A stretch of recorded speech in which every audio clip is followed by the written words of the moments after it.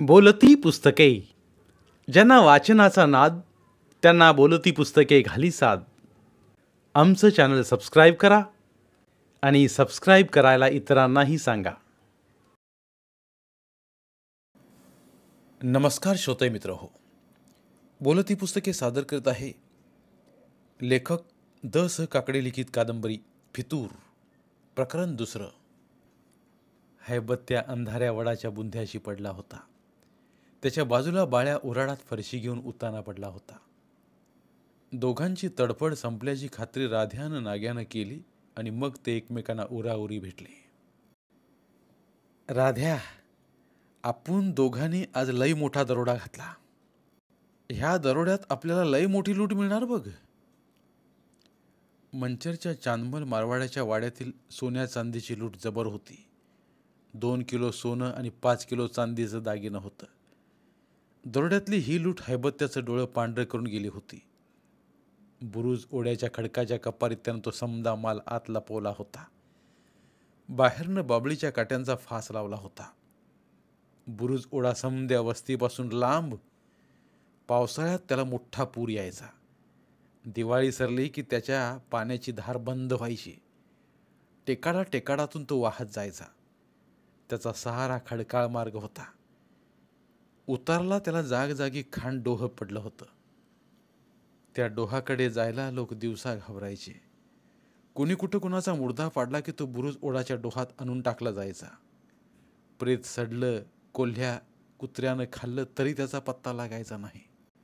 ह्या बुरुज ओढ्याच्या खडकाच्या खोल कपारीचा उपयोग हैबत्त्यानं दरोड्याचा माल लपवायला केला होता. ह्या 4-5 जणांच्या दरोडेखोरांच्या टोळींशिवाय हा बुरुज ओढ्याकडे कोणी जात नव्हतं. तिकडं जाण्याची कोणाची हिंमत पण होणार नव्हती. राध्या, दोन्ही जिंद मेलं. पराक्रमी ढानं वाघ आपण दोघांनी कपटानं मारलं.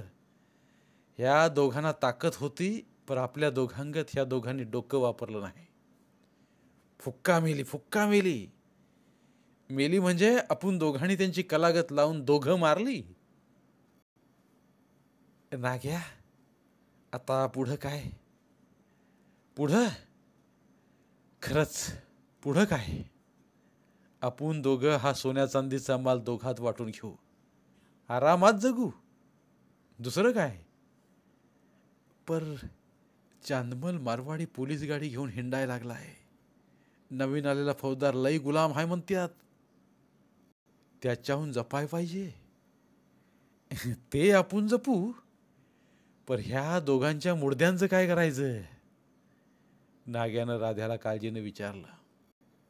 बाजूला 2-3 गाड्या भरून लाकडं फोडून पडलीत की ती रचू ह्या दोघावरती. लाकडात पाला पाचोळा टाकून देऊ पेटवून. या अंधाऱ्या वडाकडे रातचं कोण येतंय आग विझवायला? लाकडाची भली मोठी रोंड पण पडली होती. फोडलेल्या लाकडात ती टाकली तर ती बी पेट घेणार होती. सकाळपर्यंत हैबत्त्यानं बाळ्याच्या मुर्द्याची पार राख होणार होती. ते मेलं का जित्तं ही बात कोणालाच कळणार नव्हती. फोडलेली लाकडं दोघांनी रचली. लाकडांच्या मध्यभागी बाळ्यानं हैबत्त्याला त्यांनी पद्धतशीर टाकलं. वडाखाली पालापाचोळ्याचं ढीग पडलं होतं. ते लाकडात चहूबाजूला लोटलं आणि मग नाग्यानं आपल्या डोक्याचं पागोटं काढून पेटवलं आणि लाकडाच्या सर्व बाजूनं त्याचं पेटतं शेपूट फिरवलं. ढना जाळ झाला. आगीच्या जिबल्या आतमध्ये फिरल्या. लाकडं सुकीच होती. त्यांनी लगेच पेट घेतला. वारा असल्यानं ढना जाळ उठला. आगीच्या जिबल्या आसमानात. मध्यान रात पलाटली तेव्हा राध्याने नाग्या उठले. कुकडीमाईच्या पात्रात आले. दोघांनी हातपाय धुतलं. दोघांनी एकमेकांच्या हातावर टाळ्या दिल्या. 2 भल्या मोठ्या मैतांचा त्याने निकाल लावला होता. नाग्या, तो लक्या ठीक आहे ना? 1 नंबरचा नाटकी तो. म्हणजे त्याला जखम झाली नाही गोळीची? चांदमलच्या दरोड्यात त्याला पोलिसाची गोळी लागली. फकत दंडाला सांगतोय. हरामी नाटक करतोय. सांगतोय गोळी दंडा मांडीला लागली आहे, पर जखमा लई मोठ्या नाहीत. खरं म्हणतोस? सकाळी त्याच्या झोपड्याकडे गेलतो की हैबत्यानं मला हुकूम केलता त्याची जखम बघून ये म्हणून. चांगला झाला असेल तर आज रातच्याला दरोड्याला यायला सांग. मग कशी जखम आहे तिची? झोपड्याबाहेर अंघोळीच्या दगडावर बसला तर उघडाच. त्याच्या दंडा मांडीला जखमा. त्याची ती नपुरी बहीण त्याला आंघोळी घालत असेल. आईला चांगली छटाकीच आहे बघ. तुला मी त्याच्या बहिणीबद्दल माहिती विचारली काय? पर तू तिची साक्ष तर काढली ना. नवऱ्यानं टाकली म्हणून ती लक्याच्या झोपड्यात आली. नवऱ्यानं टाकायचं काही कारण? तिला नवरा राज्याला कमी पडतो म्हण. तिचा नवरा असा असेल तर तिला धराय पाहिजे. लय वापोवर आली असणार. आपल्या मैत्राच्या बहिणीबद्दल तुला असलं बोलायला लाज वाटत नाही? अरे भुकेल्या आणि तहानलेल्या वाटसरूला आपण भाकरी आणि पाणी देतोच ना. लक्याच्या बहिणीची तहाननी भूक तिचा नवरा बघील. तुला का तिची काळजी? माया सपनात आलती ती. लई नखरं करायला लागली ती सपनात. बायानं पेकाळात लात घातली नसं पान मोडलं बघ. म्हणजे त्या अमनीनं तुला पागल केलंय म्हण की राध्या. राध्यानं मन मोकळं केलं. नाग्याला राधेची ती गोष्ट आवडली नाही. लक्याची बहीण नवरा सोडून आली म्हणून काय तिचं सपन बघायचं? पार तिला जवळ वडायला बघायचं? नाग्या तुला कशी वाटते आमनी? आमनी चांगली नागिन आहे हे ध्यानात घे. तिचा हात धरायला जाशील तर ती फणा काढल्याशिवाय राहणार नाही. डंग करील ती हे ध्यानात घे. तुझ्यावर तिनं फणा काढला होता काय? असली बात माहिशी करू नका. मैत्राच्या बहिणीला बहीण मानणार आहे मी. राहिलं त्या दरोड्याच्या मालाचं बोल. आपण दोघांनीच कट केला होता. चांदमलच्या दरोड्याचा माल बाळ्याने हैबतेच्या हाती लागू द्यायचा नाही. त्या दोघात संशय निर्माण करून त्यांची झुंज लावायची. म्हणजे ते दोघं एकमेकावर तुटून पडतील, फुका मरून पडतील. राध्यानं नाग्याला दोघात ठरलेली गोष्ट सांगितली.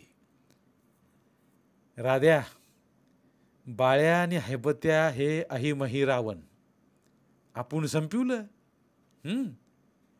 पण लक्याचं काय करायचं? नाग्यानं लक्याचं लचाण काढताच राध्याच्या डोक्याचा भुका झाला. म्हणजे त्यो बी दरोड्याच्या मालाचा हिशोब काढणार आहे? लक्या तुला ह्या दरोड्याच्या मालाचं काही बोलला का? त्याला बी बाळ्यागत दरोड्याच्या मालाचा हिशोब लगेच पाहिजेच होता.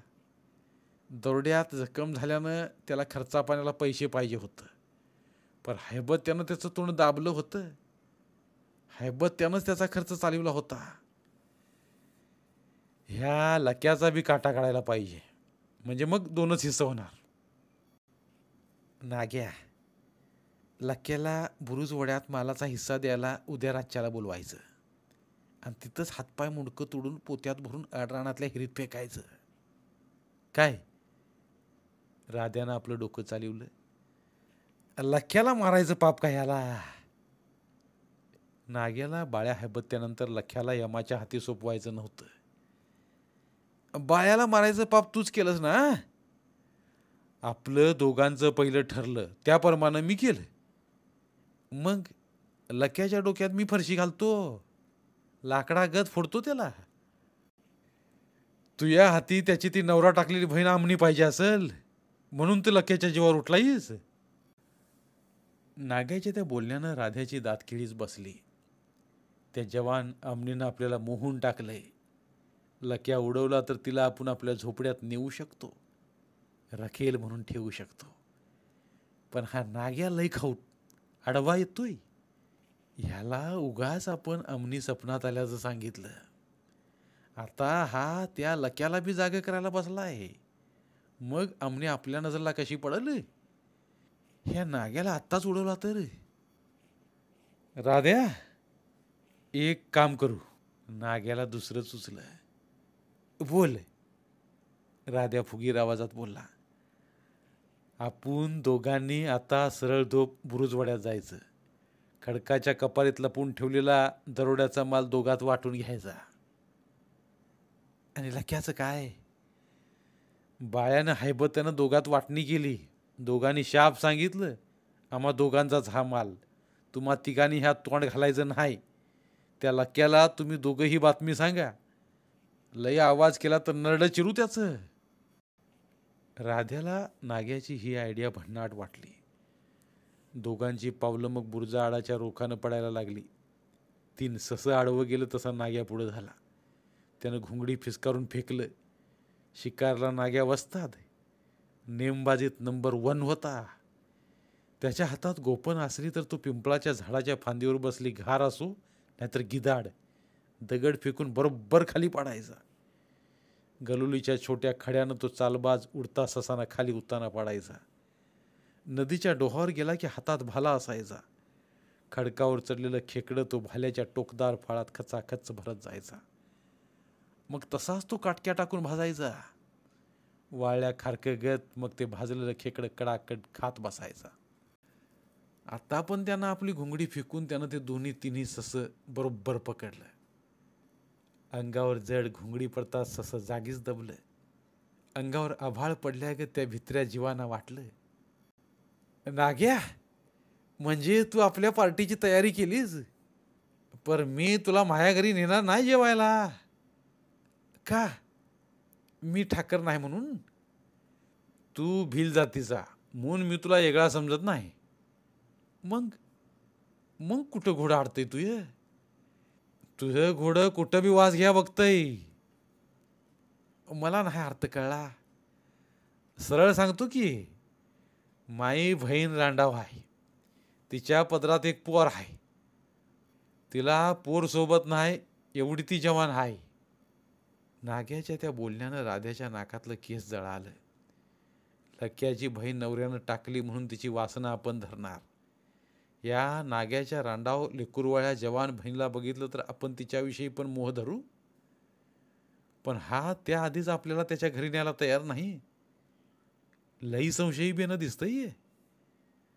राध्या, काही माणसं घरी न्यायला लायकीची नसतात बघ. समजलं का तुला? नाग्यानं ठेवणीतला जोडा राध्याच्या थोबाडावर मारला.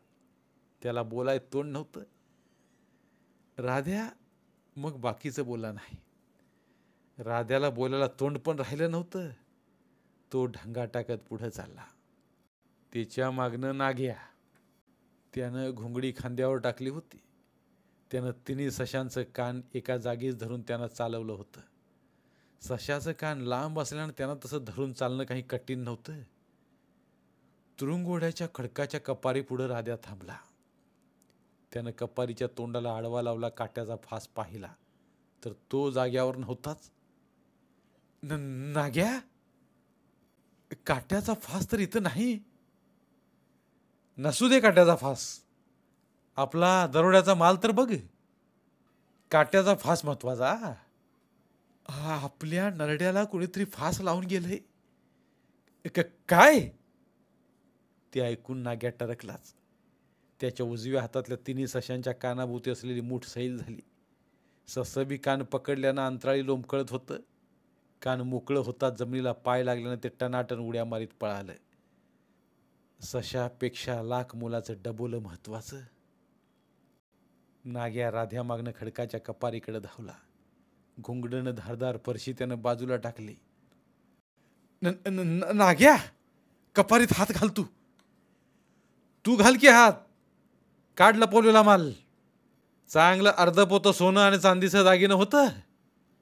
जरा आगीचा जाळ कर की. मागच्या टायमाला इथं बाबळीच्या दांडक्याला चिरगुड गुंडाळं होतं. त्याला पेटवून कपारीत माल लपवला होता. त्या उजेडात दरोड्याचा माल ठेवला होता इथं. बाळ्यानं हैबत्याचं मुडदं पेटवण्यासाठी लाकडं रचली ती. त्यावर पाचोळा टाकला होता. प्रेताला अग्नी देण्यासाठी नाग्यानं आपल्या डोईचं पागोटं काढलं होतं. त्याचं एका टोकाचं शेपूट पेटवून त्यानं चहूबाजूनं टाकला पाचोळा पेटवला होता. त्यामुळे लाकडी पिटली ती. वाऱ्यानं चांगली साथ दिली होती. नाग्यानं डोईचं पागोटं काढलं. त्याचं विजवलेलं शेपूट त्यानं पकडलं आणि काडीनं पेटवलं. राध्यानं नाग्याच्या पागोट्याचं जळतं शेपूट पकडलं आणि खडकाच्या कपारीत डोकावलं. त्याच्या पोटात धस झालं. तिथं भला मोठा अजगर सुस्तावून पडलेला होता. जनावर गिळूनच महाराज पडलेलं दिसत होतं. सुस्तावून पडायला चांगली सुरक्षित जागा निवडली ती त्यानं. नाग्या, अजगर आहे.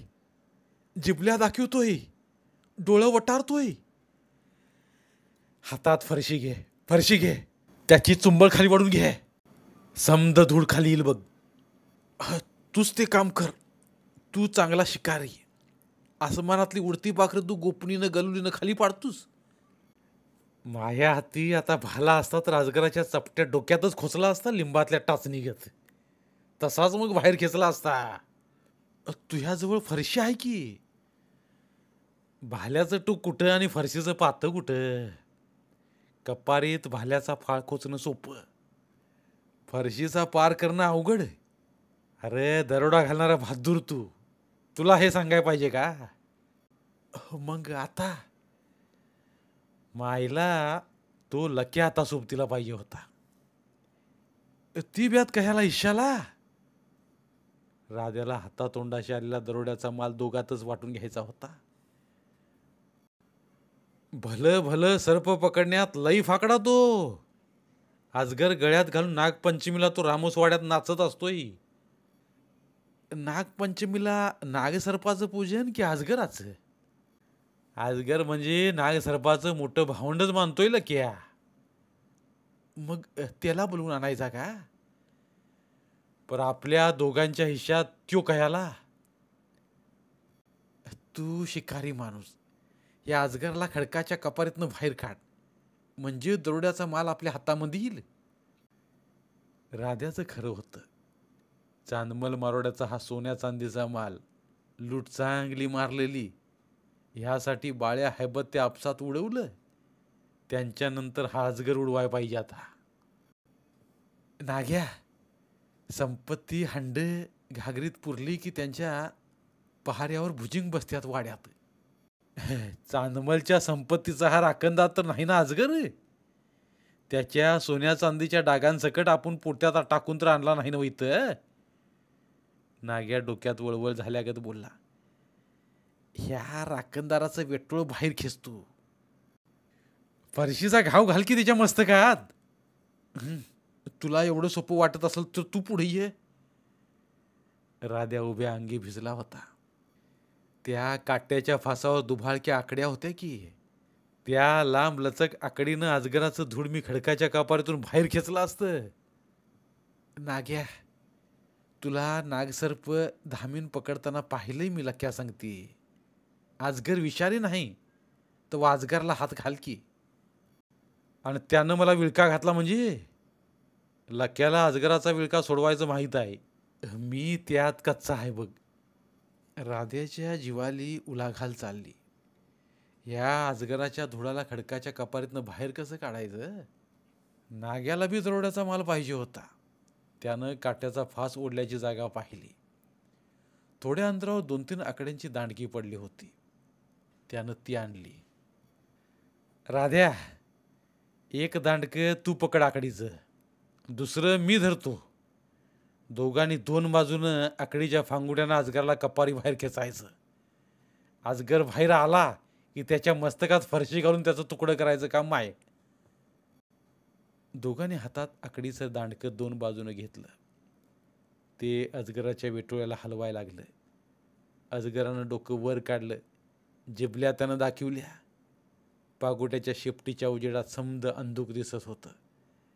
त्या उजेडात अजगराच्या मागच्या बाजूला सोन्या चांदीचं पोत्याचं गाठोडं दिसत होतं. म्हणजे दरोड्याचा माल जाग्यावर दिसत होता. अजगराची अडचण बाजूला केली की चांदमलच्या नावानं चांग भलं, बाळ्या हैबत्याच्या नावानं बी चांग भलं. राध्यानं जोर लावला तेवढीच ताकद नाग्यानं लावली. आकडीच्या फांगोड्यात त्याने अजगराचं धूळ बाहेर खसकन ओढलं.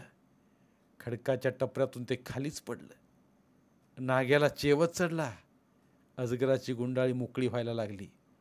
अजगर डोकं हलवत पुढं सरकवत ओढ्याकडे निघाला. नाग्यानं हातात फरशी घेतली. झपाटल्या गत त्यानं अजगर मस्तकापासून तो पार शेपटापर्यंत फरशीनं खचखच करीत तोडला. मासवड्या कराव्यात अशा खंडोळ्या त्यानं पाडल्या. राध्या खडकाच्या कपारीत घुसला होता. नाग्या अजगरावर फरशीच्या पात्याचं घाव घालून घामानं डवरला होता. भय आणि धाडस यानं तो दम टाकत होता. राध्यानं दरोड्याच्या मालाचं पोतच नाग्याच्या पायावर टाकलं. मोठ्या मनानं म्हणाला, ह्या सोन्या चांदीच्या दागिन्याचं हिस्सं झालं की तुला जादा 2 डाग मी माझ्या वाट्यातून देईल. ते का? तू अजगराचा खात्मा पडला नसतास तर ह्या पोत्याला हात लावता आला असता काय? सांग.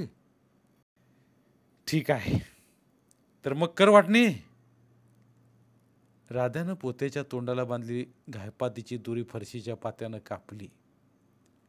त्याला त्या पोत्याच्या तोंडाची दोरी सोडून घेण्यात बिट टाईम घालवायचा नव्हता.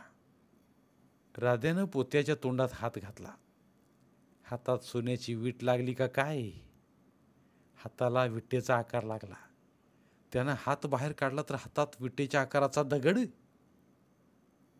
राध्या, हे काय? तुझ्या हातात दगड? पोत्यातलं दागिनं गेलं का काय? राध्यानं पोत्याच्या बुडालाच दोन्ही बाजूनं हात लावलं आणि पोतं आडवं करून ते मागं ओढलं.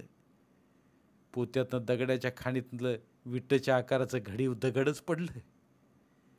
नाग्या, नाग्या, घात झाला. कोण डाव खेळला हा? आपण दोघं डाव खेळलो त्या दोघांची, पर आपल्या आधी कोण खेळलं हे त्या दोघांपैकी? नाग्या, आजच्या दोरड्यासाठी पिंपळेश्वराच्या दीपमाळेजवळ तू हैबत्याला भेटला नाहीस. त्या हैबत्यानंच हा डाव हाणला. काय? दरोड्याचा माल त्यानंच लंपास करून संगमनेरच्या मारवाड्याला विकला असावा. माही तर मतीच गुंग झाली. चांदमल मारवाड्याच्या दरोड्यानंतर मी हैबत्याच्या झोपड्यात गेलतो दुसऱ्या दिवशी. मग तर त्याची बायको म्हणली त्यो संगमनेरला गेलाय. तू त्या बाईला कारण विचारलंस? म्हणाली, तुम्ही समदे दरोडेखोरी सोडा आणि कष्टानं कमवायला लागा. चोरीनं पोट भरत नसतंय.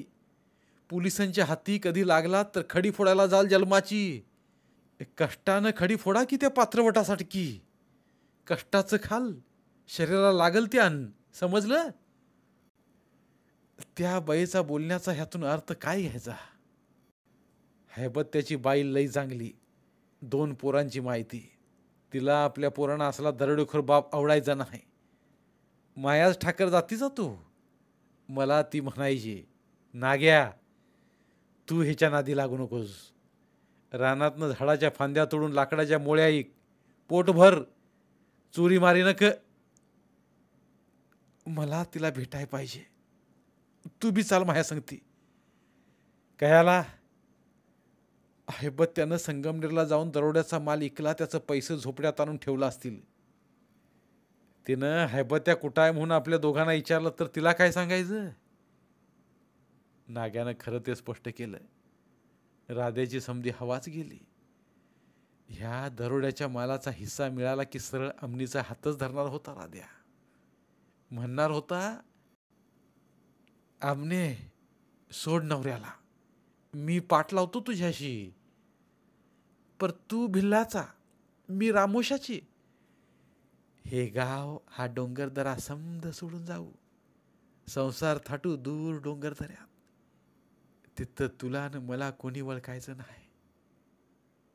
राध्या, कुणी का गुंतलास? नाग्यानं त्याला हलवलं. हैबत्याच्या बायलीक जाऊन तू तिथं करणार तरी काय? ती हैबत्याच्या नावानं मोठा गळा काढणार. ती कशाला गळा काढील? हैबत्या मेल्याची बातमी पोलिसांना समजली तर तिच्यापर्यंत जाणार. सर्व साक्षी तर आपण दोघच. त्या लक्याला बी ह्यातली खबर नाही. आपल्या दोघांचं तोंड बंद तर समद बंद. मग इथून पुढे दरोड्याचं काय करायचं? माही रांडाव बहीण म्हणत होती, दरोडा घालणं सोडून दे आता. आणि मग काय काम कर म्हणाली ती? जातीतली चांगली पोर कर, संसाराला लागे. बायकोच्या पोटाला काटे घालणार काही? बहीण बागायतदाराच्या वावरात जाते की का मला? आणि तिचं पोर बागायतदार चांगला आहे, शिक्षणवाला आहे. त्याच्या बंगल्याजवळ अंगणवाडी आहे. त्यानंच ती काढून दिली. गावच्या थोडं शिक्षण झाल्या गुरुवाच्या पुरीला. त्या अंगणवाडीत बहिणीचं पोर बसतंय. बागाईतदारानं अंगणवाडी पोरांना जेवणाची सोय बी करून दिली आहे. काय म्हणतोस? कोण हा एवढा उदार बागाईतदार? भाऊसाहेब बंगलेवाला. म्हणजे तुझे लगीन झाल्यावर तुझी बायको बी ह्या बंगलेवाल्याच्या बागायती शेतीवर कामाला जाणार? हां, आणि मी बी त्याच्या बागायती शेतीचं राखणदारी घेईन. साधं सरळ मार्गाला लागीन. नाग्यानं त्याची जिंदगी धोक्यात घालवायची नाही हे ठरवलेलं दिसत होतं. धन्यवाद. उर्वरित कादंबरी पुढील भागात. मराठीतील प्रतिभावंत लेखकांचं साहित्य, कथा, कादंबऱ्या ऐकण्यासाठी आमचं बोलती पुस्तके हे चॅनल सबस्क्राईब करा आणि मराठी साहित्याचा प्रसार करण्यासाठी प्रत्येक मराठी माणसाला सबस्क्राईब करण्यासाठी आवाहन करा आणि बोलती पुस्तके या साहित्य चळवळीत सहभागी व्हा. आपले पुन्हा एकदा धन्यवाद.